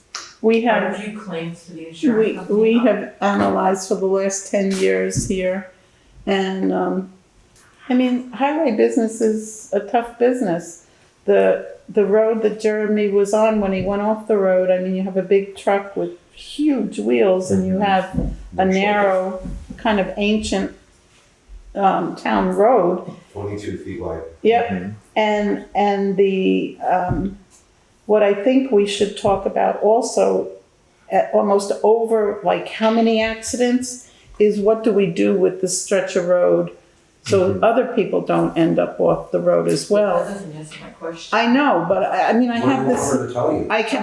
Tell me how many accidents. I have this right here, a 10-year. More than welcome. I can't see that. You can get it up and take it, it's open to the public. Yeah, I'll hand this to you. It's color coded and it's over the last 10 years It'll tell you where it happened, the day it happened, who was driving. and what we truck were it was. reimbursed, etc. Yeah, but the point I'm making is I think we'll be negligent if we don't look at why this happened and why we basically, in this person's opinion, can't make a better shoulder there because there's a brook right next to the road. What was it, Simpson Brook? No, it was on Route 35. And I've driven by it hundreds of times and I never realized how there was absolutely no shoulder there and there's water coming off of Millbrook and creating a tiny little brook right along the road. First of all, Millbrook is down the hill from that. And if you fix that one spot with no shoulder, you're gonna not stop because this whole town is full of no shoulder roads. Right. Only But I'm thing is just saying- If you stay on the road, you're on the road. When you get off the road, you're off the road. Whether there's a shoulder there, or somebody's yard, a tree, or whatever it is. But you're not gonna stop with that unless you guardrail everything. Well, I And the other didn't part say is- what the solution was. If I you said look at we the should traffic look at it. studies, there's been plenty of accidents right there in that strip. I've lived there for 23 years. So it's like, I mean, there's not, the only way you're gonna avoid it is to stay on the road. But that doesn't mean the board shouldn't take a look at Or it. we We're- just keep looking all over this town. Well, let's just look at, it's my opinion. I'm one person. You're right. And so will you. Who brought the Joker? I'm not sure what you mean, but I don't know. What did it just say? Well, Easy to figure out. moving on. Let's move on. Anything else, Jeremy? Questions? No, as long as you're healthy and okay. I really wasn't going 35 miles an hour, so Yeah. it was. It's usually only the ego. Yeah, that's the biggest thing. It's Right. My ride, Yeah. bruised at this point. It took me a while to get out of the truck, because Yeah. those doors are heavy. I didn't realize how heavy they were. Well, at least you didn't kick the windshield out like the last guy. No. It's hard to figure out what to stand on when you're in that situation where it's like different perspective. No. okay. So shall we move on Yes. to the treasurer's report? Yes. We have our one pager from our treasurer, and we have $1,300,778.31, and then our swing account has $30,000 as normal. And that is, they have now moved that money over to the fire department escrow account. Remember, Yeah, but it's I already mean, been accounted in here, or? I believe so. I don't know where we're at with that. I believe so. We can check on that if you'd like. I keep asking for a more detailed town treasurer's report so that we would know things like that. Yeah. But as of Well, today, Glenn is on, but I don't know if he knows. okay. Do you know Glenn? Glenn, are you there? Yeah, it just took me a minute to unmute. And yes, I believe it was 355,000. Yeah. Moved over to the escrow. Okay, thank you for that. Mm-hmm. And then we'll move on to the town clerk's report. Olenka has reported for the second 2 weeks in May. She brought in $1,498.10. And then we have the chair's report. Liza has sent an email requesting if she could spend some money, like under $200 for plants, etc., to buy from Dutton's, and to beautify the common and the planters, etc. So that's a request to the board for that. I'm willing to work with her as far as explaining, don't pay tax, we're tax-free, that sort of thing. So I don't know if you folks want to discuss that. Planners. Where are the planners on the common? On the gazebo. It's the gazebo. Yeah. When's school get out? This week, Thursday. This Thursday? Elementary school graduation's This tomorrow. planter's already there with flowers in them. The planters with flowers already in them. Yeah. Yeah. We have two planters. This would be for more of the buntings and for the more planters with more robust flowers. Did we never track down the other buntings? Yeah, I have some on my desk somewhere there. Next to Dale or Jeremy's hat over there. And the $200 is coming from the gazebo fund? We have, let's see, on here. That's what I'm just looking for, Steve.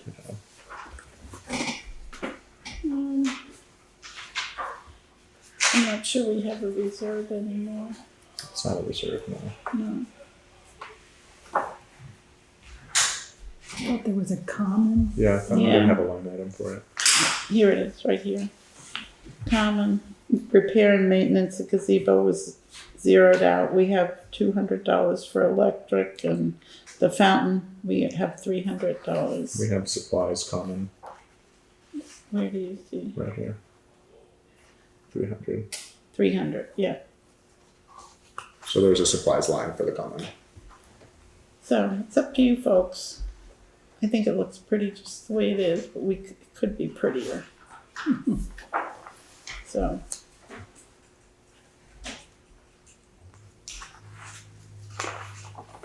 Would anybody like to make a motion and have further discussion and decision?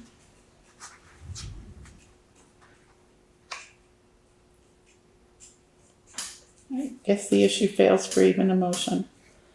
Okay, the next is the action items. The one I wanted to report on was I wanted to bring up the Taft Meadow, but we can do that later under new business. But I was very heartened today when I re-communicated with the hospital. And even though last year they said we mowed it, but we're not going to do it again, they sent an email that they will continue to mow the sumac to keep the sumac at bay and the leach field. So I'd like to have the board under new business decide about the Taft Meadow maintenance that Charlie was talking about that I've worked on last year, and how this would work in with that. So then There's an action item that Katie has. okay. Yeah, so Glenn's on the Zoom right now. Glenn and I have been discussing after Glenn had come to us about the boiler for the firehouse, the select board had asked two questions. One about the possibility of insulating the firehouse, and the other question that was sort of raised by Glenn and then supported by me was about a water treatment system to increase the longevity of the boiler in the firehouse, because basically it's what the water is what's making the boiler go out every 5 to 7 years and need to be replaced.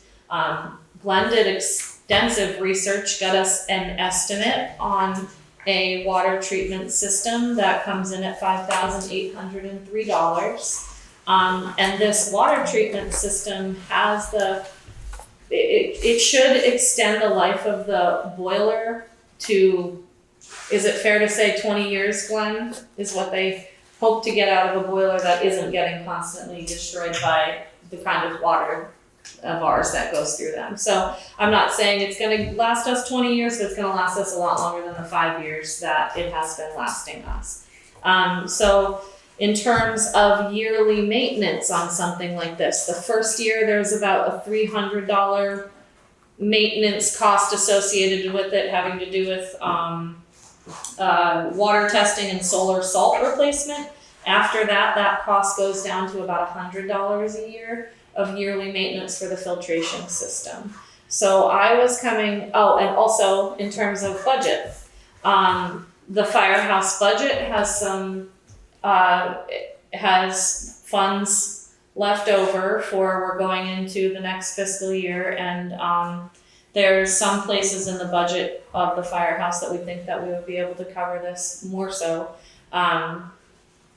It's about $5,800, and we have about somewhere around $17,000 left from underspending and different line items in the firehouse budget, so it could be covered in the fiscal year 25 firehouse. Has anybody looked or considered about a different style heating system than a boiler? We did.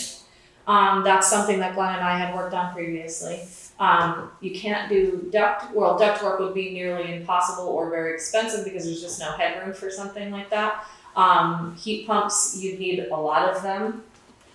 We worked with Dead River and I called a bunch of different companies to give an opinion on that, and basically what they said was, because of the nature of the beast, the way the doors open and the heat goes out, the way you need it to heat up very quickly, and then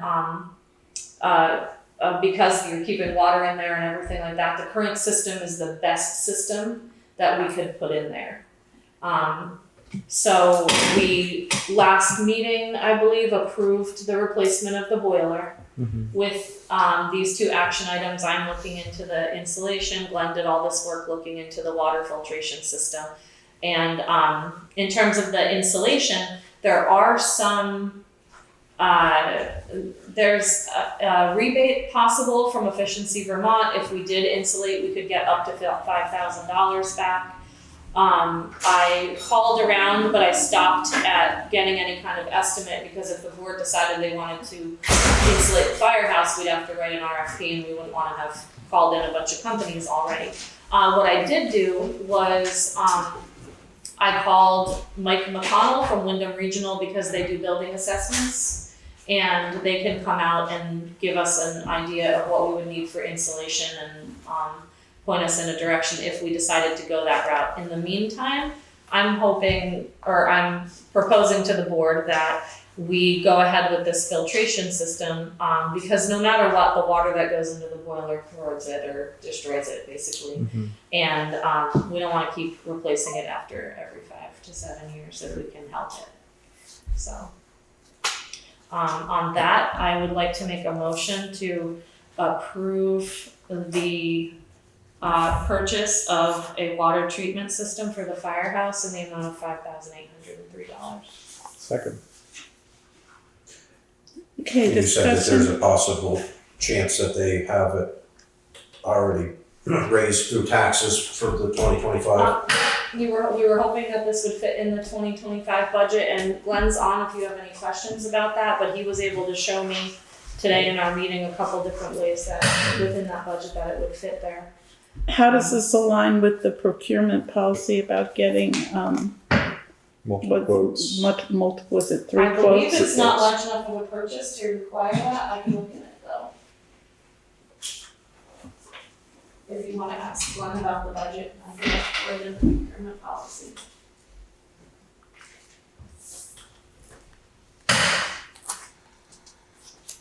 I guess, Glenn, could you summarize quick, like what lines you want to or would potentially take this out of? This is where I was hoping that Glenn was gonna speak about the budget. So in the, I don't know if you have a copy of the budget in front of you or not, I have one. Yeah. or the budget summary rather. So just in the top section, which is all firehouse / fire department, Mm-hmm. with what I've shown or what I know of that's being taken out of that, there's still going to be a remainder of about $6,250. Yeah. That's without going into the lower section, which is the fire vehicles. Mm-hmm. Knowing the expenses there, we're probably going to show a surplus of about 11,400 on that bottom. Okay. Yeah. So while there's no one particular line item that would cover it, Yeah. other than the repair and maintenance on the fire trucks lines, but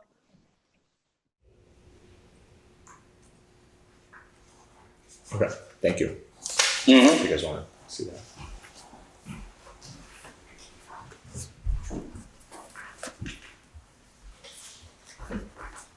Who did you get the bid, the quote for 5,500 from?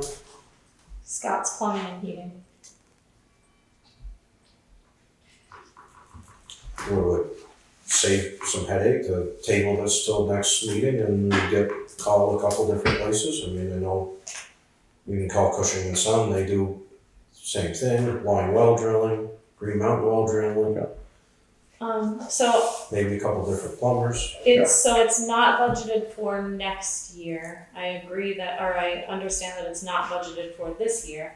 We are going into the next fiscal year, although the books won't be technically closed by the next meeting. I'm not saying we shouldn't get more estimates. I am saying that if it fits within the budget of the individual, one of the purchasing agents, which would be the firehouse is one of them, it doesn't fall under major purchase, so it wouldn't necessarily, according to our policy, need to be put out. Just but- if we took and did that as a matter of principle each time, we would be safe no matter what the amount was. That's true. So it might be easier to just bang, and then we can lock into it by the next meeting if we get a couple of different quotes, and then instantly pay for it before the end of the fiscal Yeah. year. Yeah. I think that was the press was just the end of the So we fiscal don't need Yeah. a bill from them or the job done. We Yeah. can pay for it in advance before the end of the fiscal year, and then they can give us an estimated time of putting it in. That Rob, makes can I sense. speak on that? I was told that all my bills need to be in by next meeting for them to count in this fiscal year. Did you hear it from me? No.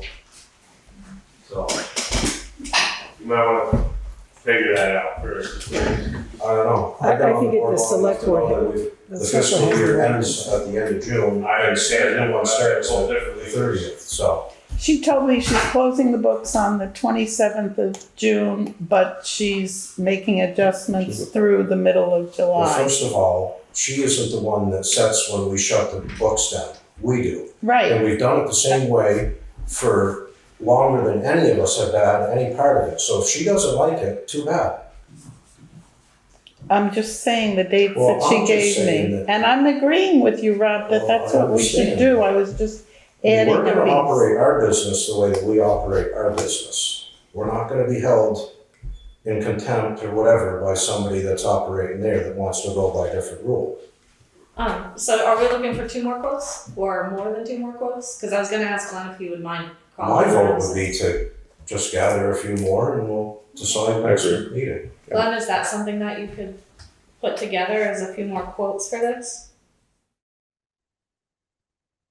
Um, Or it's possible. It's a pretty slim time constraint. I mean, we can try. Yeah, I mean, that's all we're asking, just to try, if they can't pull a rabbit out of the hat, so.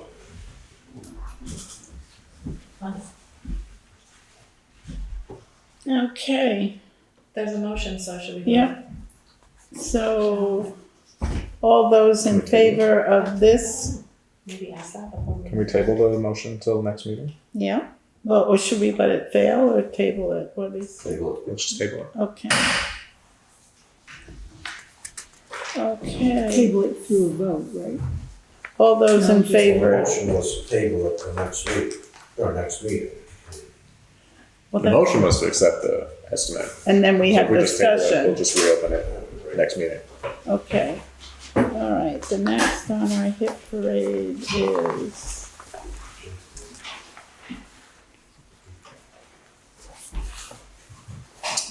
The state reappraisal.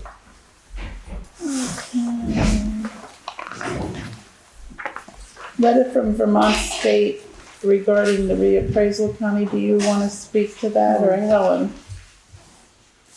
Helen, Yes, would you like to speak to the letter from State of Vermont regarding reappraisal? no, but I will.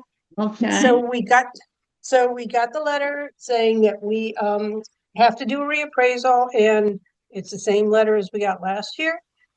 Last year, we sent out 5 RFPs to various companies that were approved by the state to do reappraisals. We got responses from 3 and they all said no. So I am also a lister in Brookline, and Nemrick is one of the reappraisal companies, and we are doing the reappraisal in Brookline with them. I'm hoping that because the reappraisal in Brookline has gone so well that Nemrick might say yes now. I am going to wait until after we have our ECA hearings on the 19th for Brookline, and I will ask Nemrick again if they will consider doing Townsend. And if they, even if they do, it won't be until 2030, which is the earliest, 2030, and that is the earliest that any of the reappraisal companies would even be able to do it. So if Nemrick says no, I'll have to send out RFPs again, and we will likely have to change software, the camera programs, which would be a more interesting reappraisal than the one that we would do if it was still Nemrick. But the tax department knows the situation, knows what's going on. I'm in contact with them, excuse me, roughly every week or so. So if anything changes, I will absolutely let you guys know. Helen, do you know why NIMRIC declined last year? No, Okay. they don't give reasons. Basically, there are way more parcels in Vermont than the approved reappraisal companies can handle as a Mm-hmm. whole. Mm-hmm. So it's not surprising. We're a small town, Yeah. and it's so we don't look terribly attractive to them. Yeah. Talk about small. Brookline's pretty small. Yeah, Brookline's small. Yeah, that's why they were able to slip it in and do it Easier. because they're about a third the size of Townsend. So it didn't take as much work or time. Mm-hmm. How long does it take? In Brookline it took about a year. So they started last year and they have done all of the reappraisals. We've gone through filed the abstract and the grievances. We have one case going to the BCA. And as the average increase in Brookline was 87% per person. So, and they had not done a reappraisal since 2008. We haven't done one since 2012, but I'm guessing that when we do one, our values will likely go up at least that much, especially if we have to wait until 2030. Yeah. What was the average? 87%. They went up 87%. 87? 87. All right. Didn't think my ears. I know. Mm-hmm. Your tax rate will drop almost. Your tax, Hey, Dale. Right. So remember that the increase per parcel amount does not equate to how much your taxes are going to go up, okay? I mean, it's important to remember that just because the value of your parcel goes up 87%, doesn't mean your taxes are going to go up 80%, 87%. Basically, it depends on how far out of whack your parcel is to fair market value. Mm-hmm. and how much you budget for expenses. Also, Yeah, that's got nothing to do with it. what your tax rate is will drop for the first year, and then the MUD will jump in and bump it back up to our 2.2 or whatever it was. So yeah, we're getting a false reading on the first year because they raised our grand list, dropped our tax rate. The next year, the grand list stays the same and everybody bumps up their budget Yeah. to meet and fill in what the tax rate is. So yes, it's not gonna go up 87%, but we'll probably guarantee 20, 30, 40. They don't bump up the budget unless we let them, so, The school? oh, well, we have no control over the school. The school is what I'm talking about. Oh, If we go Right. back And 30, 40 years, third, so Rob, in theory, the state has set in place a statewide adjustment that affects the CLA to offset that. There's a lot of numbers that you would have to look at online because it changes the CLA and then you do it divided by the statewide adjustment amount. And that changes the percentage of the tax rate. So I can forward you on the way they explained it to the listers, but it's going to happen anyway. they can explain it to you however you want. If you look at your tax bill, Right. that's the best way to figure it out. Okay, you just look at your tax bill and that's what'll happen. okay. Thanks, Thank you, Helen. Next Welcome.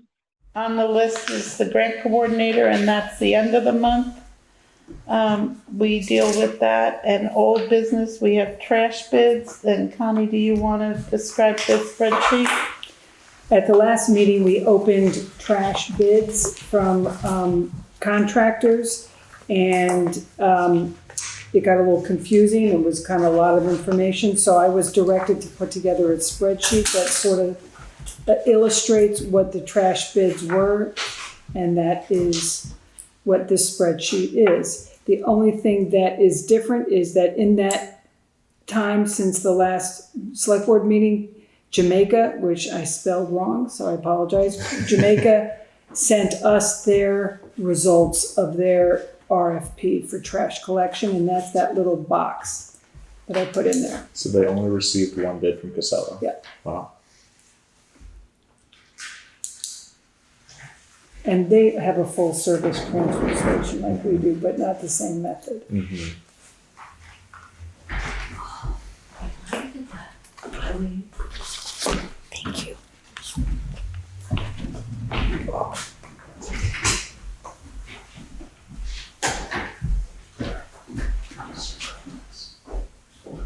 I still don't know what this means to us.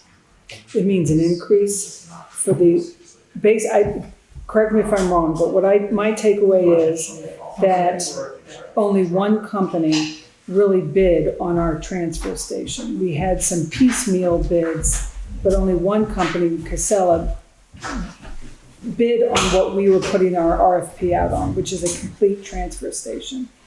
And it's an increase. Surprise, surprise. I make a motion to reject the bids. Yeah. No negative motions. You can't do anything. I don't think we have a motion on the table. This was just informational. Yeah, Yeah. I think we basically wait and see and kind of hold the bills to our, maybe start a comparison weekly and see when the bills go up, if they do, something like that. Right, we've put out an RFP, we've gotten bids, and maybe Rob and Steve can help on this. We're not obligated to make a motion on those. No. Right? We've gotten information. Yeah. And we can just wait. How does it work that so we've been functioning without a contract for a while? Are they keeping the bills pretty consistent, or Yeah, they could they just charge us whatever they want? They could, they haven't, that may come, Yeah, we've put it out. but they've been Yeah, pretty that's steady. I've heard the bills went up since Casella took over from Triple T. Well, it has not gone up. And the surrounding towns have gone up that have contracts, and we didn't have a contract from Triple T to Casella. The contract kind of got lost in space, it seems. But since we've now Broached the subject, that may Hope there. change, but. So I think we just wait and see what happens.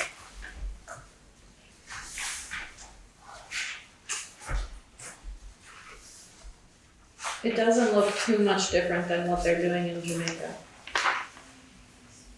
What their bid was. What we were seeing before on the one meeting I sat in with the trash anyway was there was like really big discrepancies between towns and what they were charging them. It was sort of all over the map, which was the impetus to try to contain those costs and control them by doing having everybody do RFPs or whatever. Yeah. But it seems kind of similar, at least to Jamaica. Yeah.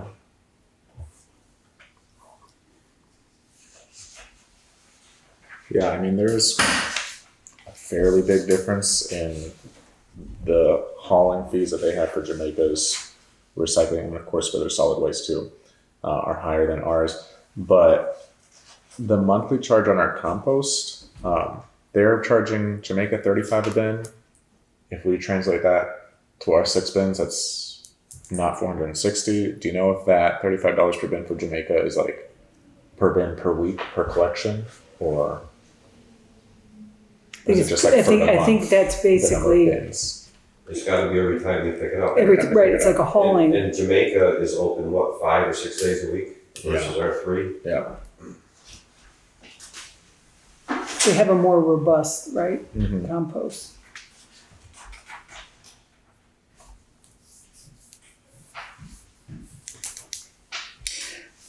I guess the only thing that, or if we're not, the only thing is we do now have a bid from Wyndham Solid Waste Management District to collect the compost. But we would still have to get it there for them. No, they would, my understanding is that they come and get They it. would collect it. They Okay. collect it. And Jeremy, what do you do with it now? Trucks just stay in cold storage. Until it's And- like, They come and pick it up. Who, Casella? Just sell those on Fridays. It's, seems to be increasing over the last several months. Last week Wayne came up to me and said all 6 bins were full. People were throwing their compost in the trash because they're not gonna have them leave it on the ground. yeah. And the bags seem to be disappearing a lot quicker. I just ordered, 8 6 or 7 cases a few weeks ago and ordered another 8 cases today, so. The volume seems to be going up. I still think we should have our own compost, but that's just me. So are they taking away 6 bins a week? On average. Yeah. For the Wyndham I solid don't- waste wouldn't even be a savings. No, it wouldn't. Yeah. Probably not every week, but Yeah. Yeah.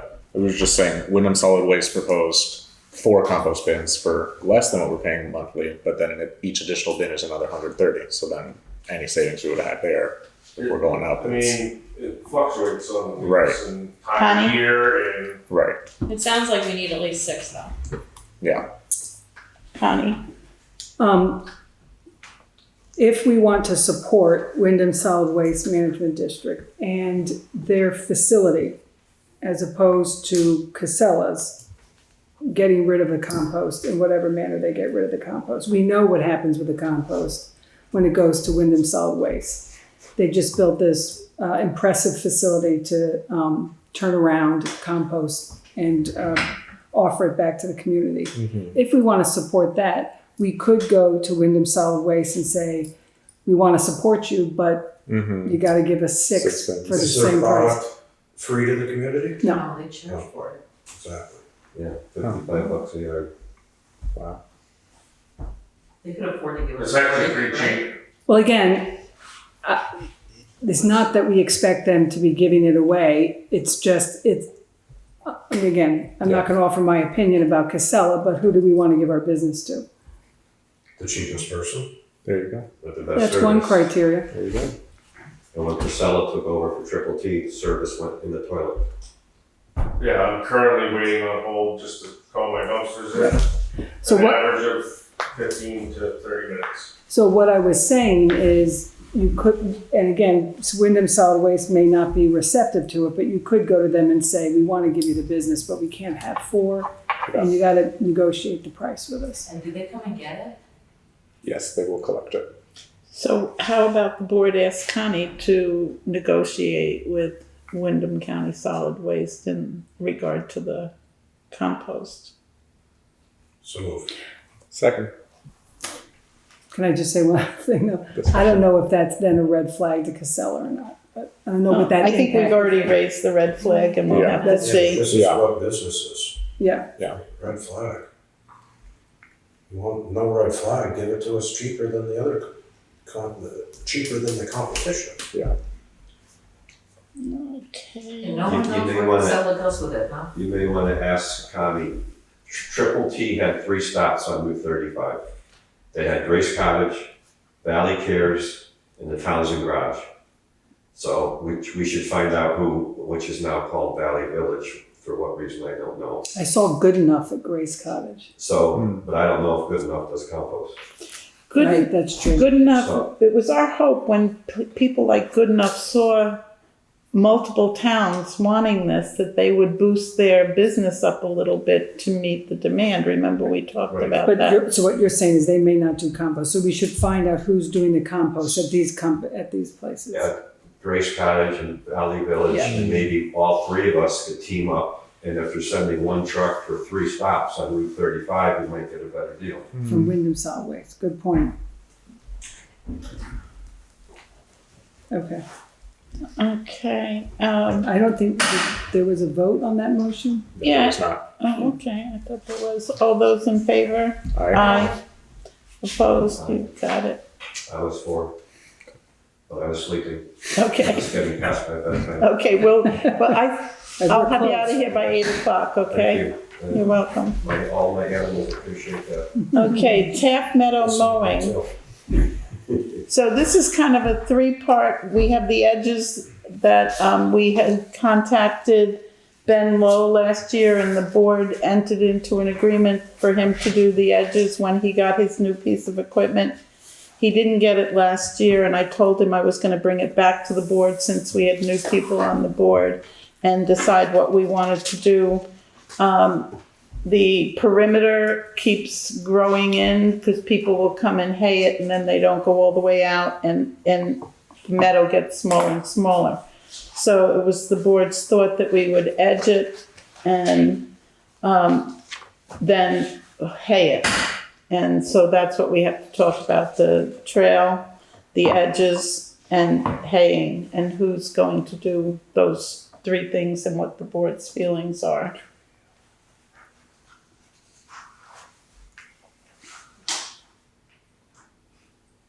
Any opinion? I know I ate it for a few years and did all of what Grace Cottage is talking about for as many years as my kids played ball over there for free, as well as edging Oakwood Cemetery stuff and Do you still want to do it? Taft Meadow.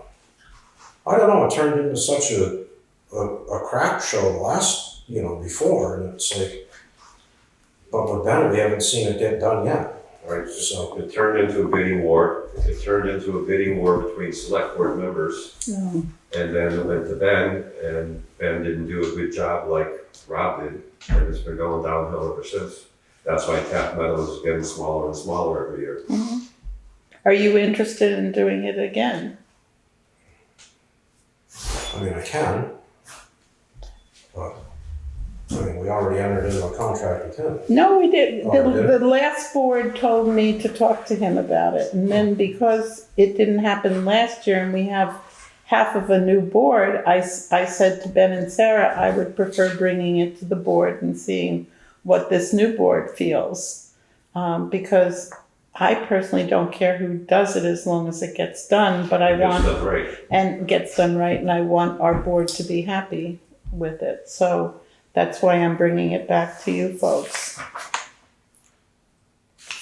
Probably the best thing to do is put feelers out, and if somebody sends in a letter of interest is the fluid way of operating it. So should we ask Connie to do that? We should put it out to just anybody with a letter of interest and see what comes about. Okay, and it would be that, With the idea that you do all the other stuff as well as the field. and should we include the cemetery on that? Because Charlie intimated that they might be interested in doing part of it if we asked. I think we just keep doing what we've been doing. Okay. Does anybody walk that trail other than me? Yeah, a lot of people. No, I mean on the here. Yeah, I do. What is, yeah. I live right by it. Yeah, because what's the space on Jim? Mhm. He always mowed along the edge of the wooded area as well as. We just had a whole conversation about that. Yeah, I know, I just wasn't sure if everybody was familiar with exactly how it was done. And that trail, I was wondering if Jim can't do it anymore, could we just reach out to people and say, hey, when you're hiking the trail, if you see a branch down, throw it over the bank. I mean, how hard is that? I think a lot of people do that anyways. Yeah, I do it. why complain to Charlie about a branch or a rock? Rob, can I do a draft and have you look at it before I put the word out? Sure. Okay. It definitely needs to be edged. Yeah. Eventually, it would be nice to maybe like long-term planning. Yeah. Think about doing a deeper thinning out edges. You asked Jim, I was in there in my brush hog and I was mowing down 2+ inch sumacs and pushing them over. And, We got it pretty cleaned up last year. But that stuff, if you don't stay on it every single year, it'll grow back. Down 20 feet a year. Behind your house is the worst. Yeah. All those sumacs are pretty big. Yeah. John's been after me about We got it getting in pretty. there and hauling it all down or whatnot. We still have the gravel crushing goods. I know. Yeah. So, okay, that's where we stand with that. And then our final one, and then you can go home, Steve, is the gravel crushing bids. You go to Kenny. I guess so. Vice chair. Okay, the first one is from Basin Brothers.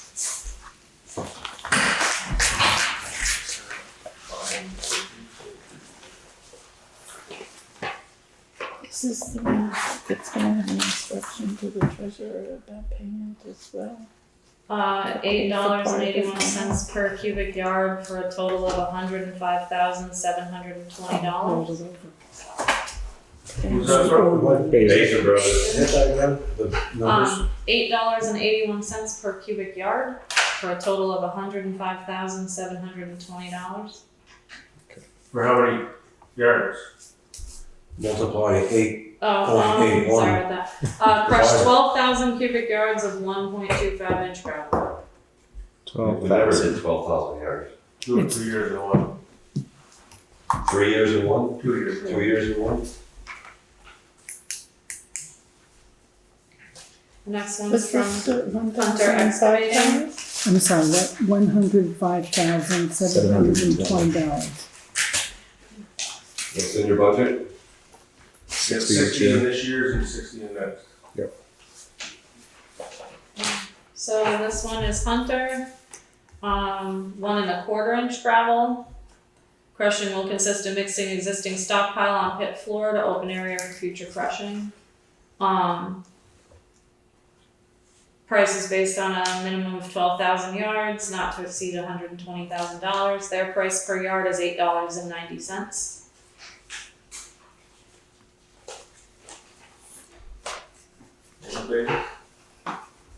And it's not to exceed $100,000? 120. Yeah, and that was in the RFP, right? That we Yeah. did not want to exceed that. So they were more specific to the RFP, Basin. Did they add something different to it or no? Hunter versus Basin. Basin Brothers just said, we propose hereby to furnish material and labor complete in accordance with the above specifications. And that specification was crushed 12,000 cubic yards of 1.25 inch. What was the extra verbiage in Hunter? They repeated what was in the RFP about mixing the existing stockpile on the pit floor because we have some material that we wanted mixed in. And so you would assume that Basin would do that because it was on the RFP? I would imagine so. Would assume so. You have to clarify and verify. Yeah. It was part of their visit directions. Pre-bid meeting. There was no pre-bid. Oh, no. And this one's Crown Point Excavation, Where are they out of? Springfield. Chester. That's where their PO box is anyway. It was just- They're at $9.40 a yard Hmm. for 12,000 yards at $112,800. 112,800.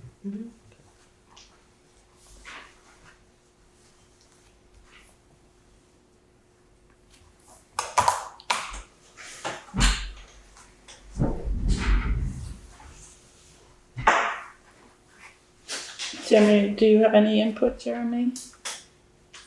Not really. I just will say we've never used Crown Point before, so we have no history with them. Basin and Hunter have been the ones that have basically done our crushing for us back and forth for the last 7 or 8 years. So Hunter, I will say, has been a big help in helping us plan for the future expansions. I get the sense that we had kind of a better idea of what we were looking for. Yeah.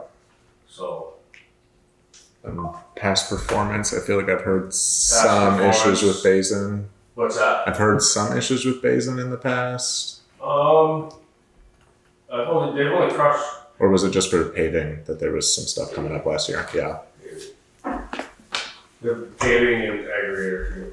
Yeah.